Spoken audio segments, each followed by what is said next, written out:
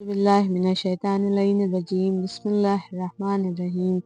الحمدللہ رب العالمین الصلاة والسلام علی سید الانبیاء والمرسلین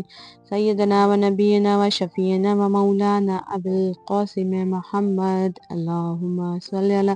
محمد و آل محمد وعجل فرجهم۔ السلام علیکم ناظرین، آپ تمام ناظرین کا میرے چینل اسلام اور ہم میں خیر مقدم ہے۔ Welcome to my channel. جیسا کہ آپ جان رہی ہیں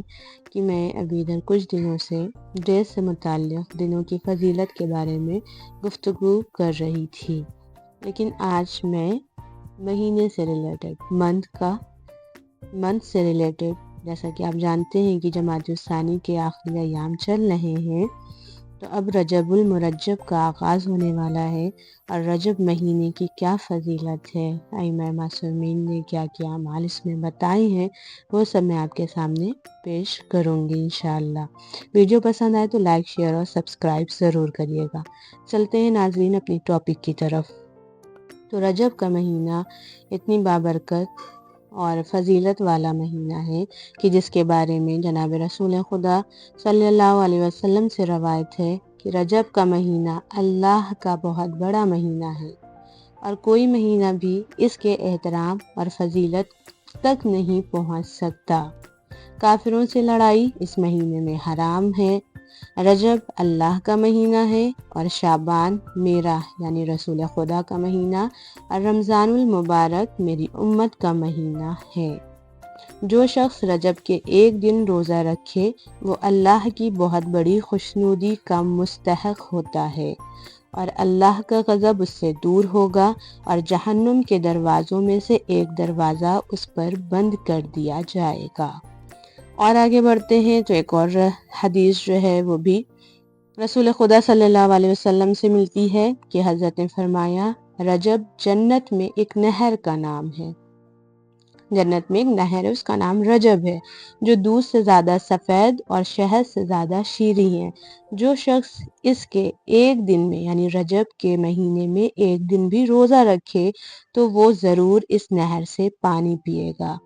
وہیں آگے بڑھتے ہیں تو چھٹے امام جعفر صادق علیہ السلام سے منقول ہے کہ رسول خدا علیہ السلام نے ارشاد فرمایا ہے کہ رجب کا مہینہ میری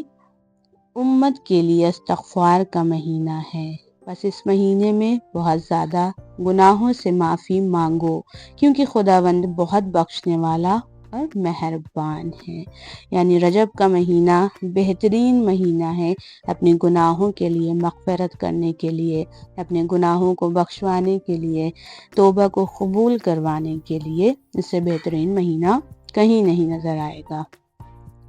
اور اس کے آگے بڑھتے ہیں تو ابن بابویہ نے معتبر سند سالم سے روایت کی ہے کہ اس نے کہا کہ میں رجب کے آخری دنوں میں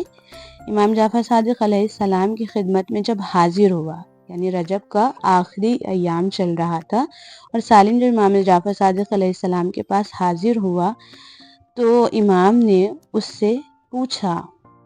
کہ یہ بتا کہ تو نے اس مہینے میں روزہ رکھا ہے؟ تو اس نے کہا، خدا کی قسم اے فرزند رسول،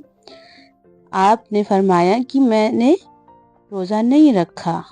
تو آپ نے فرمایا کہ تو جانتا نہیں ہے کہ تجھ سے کتنے زیادہ ثواب فوت ہو گیا ہے، تو نے کتنا زیادہ ثواب جو ہے کھو دیا ہے۔ اس کا اندازہ سوائے ذات پروردگار عالم کے کوئی نہیں لگا سکتا ہے،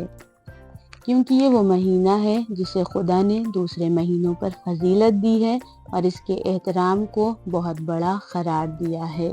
اور اس میں روزہ رکھنے والے کا احترام اپنے اوپر فرض قرار دیا ہے۔ میں نے عرض کی، یعنی وہ کہتا ہے کہ میں نے عرض کی، اے فرزند رسول، اگر میں ان باقی دنوں میں روزہ رکھ لوں تو کیا مجھے اتنا ہی ثواب ملے گا جتنا اور لوگوں کو ملتا ہے؟ تو آپ نے فرمایا، اے سالم، جو شخص اس کے آخر میں ایک دن بھی روزہ رکھ لے تو خداوند عالم اسے سکرات موت کی سختی اور موت کے بعد والے خوف قبر کے عذاب سے محفوظ رکھے گا، اور جو شخص اس کے آخر سے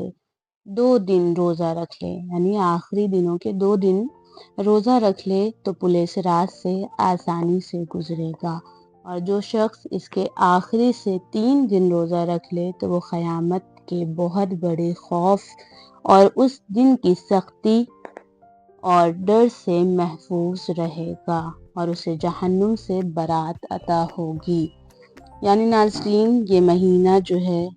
واقعاً بہت فضیلت والا ہے، بہت محترم ہے، اور خاص کر روزے کی بہت زیادہ اس میں فضیلت بتائی گئی ہے، جبکہ اس کے علاوہ بہت سے اعمال ہیں، بہت سی نماز ہیں، اور انشاءاللہ اگر مجھے وقت ملا اور آپ کو یہ ویڈیو پسند آئی اور اگر آپ نے کمنٹس کر کے بتایا تو میں انشاءاللہ اس سے ریلیٹڈ بھی آپ کے سامنے ویڈیو لے کر حاضر ہوں گی۔ السلام علیکم ورحمۃ اللہ وبرکاتہ۔